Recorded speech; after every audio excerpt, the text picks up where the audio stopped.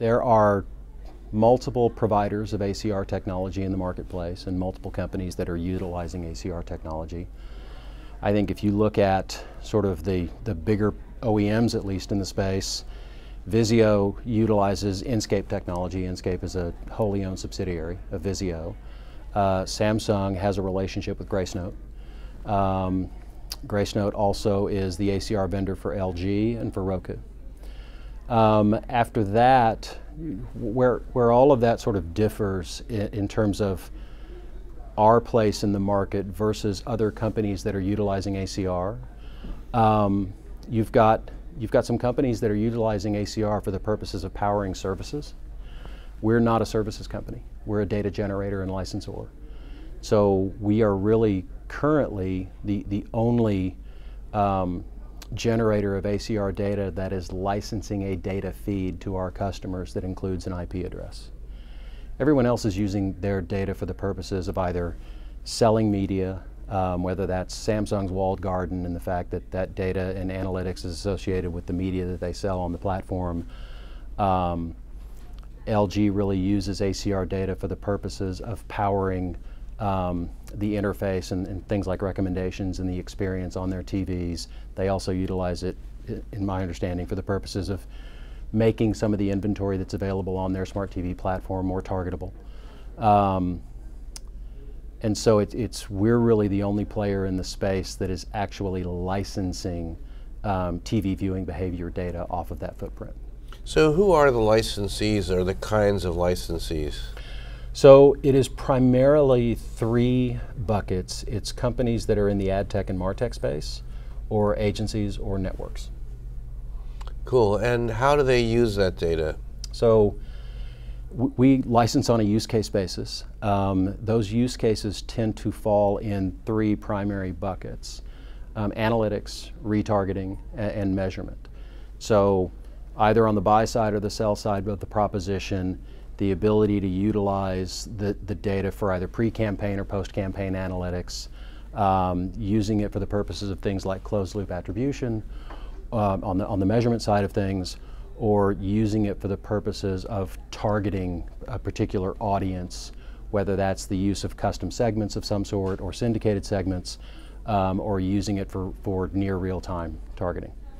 So tell us about the scope and the value of the data, the uniqueness of it, and also the footprint, and the kind of granularity that you can, license. So we currently are generating data off of a footprint of a little over 7 million TVs across the entire United States. It is fairly close to census-level data. We've got some skews here and there. We maintain a standing map report against Experian demographics that we run on a pretty regular basis so that we can give people a sense of what the footprint of Vizio owners looks like. We have 300 TVs in the smallest DMA in the country. So we're ingesting feeds from roughly 150 national broadcast and cable networks. We're currently up to, I think, about 150 local feeds from DMAs. We'll be at all 210 by the middle of next year. We deliver data hourly, so there's a little bit of a lag in terms of how many TVs are on and how quickly we can deliver that data, but generally if something aired on our glass at 11 a.m., we would deliver that content detection to a customer at 2 p.m. 12 o'clock would be delivered at 3, so on and so forth. So it's a steady state hourly. There's just a little bit of lag in terms of when something aired and when you receive the data for when that aired. We detect at the glass, and we think that's actually one of the primary benefits of our data is that the consumption of video on televisions is increasingly non-pay, meaning people are not necessarily using their set-top boxes when they're watching video on their TVs. They're using Roku devices, they're using Xboxes, they're using Apple TV. We see all that behavior. So a fairly solid percentage of the behavior on our footprint is non-set-top box behavior. So a set-top doesn't see all of that. So we provide what we think is a very comprehensive view of what is going on a television set. So that's done by listening to the audio and commercials It's and a video programming, fingerprint. or It's a video fingerprint. So this is actually one of the bigger differences in the way our system was built and why it was attractive to Vizio, is because they actually vetted a number of ACR providers before they bought Cognitive, which was the precursor to Inscape. The way the system was built, so some ACR clients detect the entire piece of glass. So that's what is referred to as heavy. It's actually kind of hard on the CPU of the TV. Anything that's hard on the CPU of the TV from an OEM's perspective is bad, because the more processing power a television needs, the more expensive it is to make, and the smaller your margins are if you're in the hardware sales business. The way the Inscape client was built is that it detects pieces of the screen, and then off the television and on a server, it puts them all back together again, and then is able to identify a particular piece of content.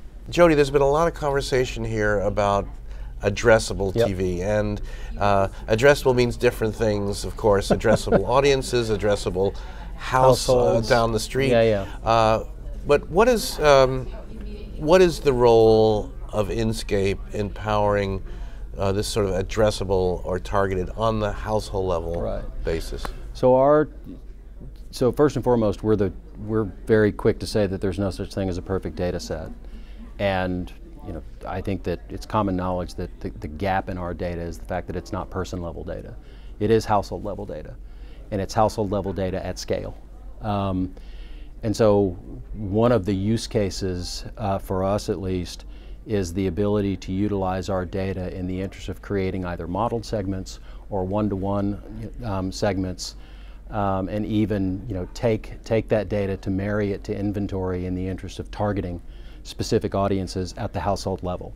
And so that kind of gets back to what I was talking about with the map report with Experian, is our ability to understand what the audience composition is in a particular household, and the fact that so no one's taking their television and tucking it under their arm and leaving the house with it.